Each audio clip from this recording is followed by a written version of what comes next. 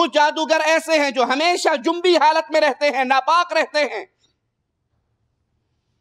انسان جتنا ناپاک رہے گا شیطان کا غلبہ اتنا زیادہ اس پہ رہے گا۔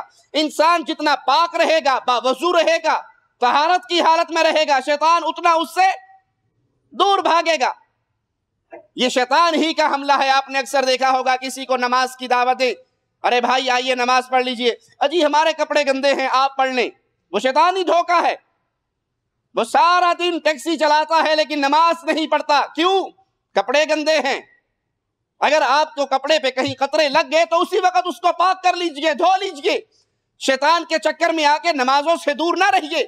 اور جو ناپاک رہتا ہے، طہارت نہیں کرتا، جنبی حالت میں رہتا ہے، آپ نے یہ پیروں فقیروں ملنگوں کو نہیں دیکھا؟ سال ہر سال گزر جاتے ہیں، ان کو نہانا نصیب، بلکہ وہ خود ایک ملنگ خود کہتا ہے کہ اگر ہم نہا لیں گے تو درویشی کی جتنی خاک ہمارے اوپر پڑی ہے، یہ گدڑی ہماری ساری کی ساری برباد ہو جائے گی۔ تو انہیں شیطان منع کرتا ہے، نہانا نہیں ہے، طہارت حاصل نہیں کرنی۔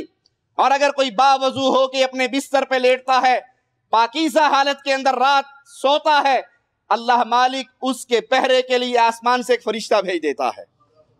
اور جو ناپاک رہتا ہے، یہ انڈیا پاکستان کی سڑکوں کے کناروں پہ چلنے والے ملنگ، یہ مجنون جنہیں مجذوب کا نام دیا جاتا ہے، اور وہ جو چاہیں کریں۔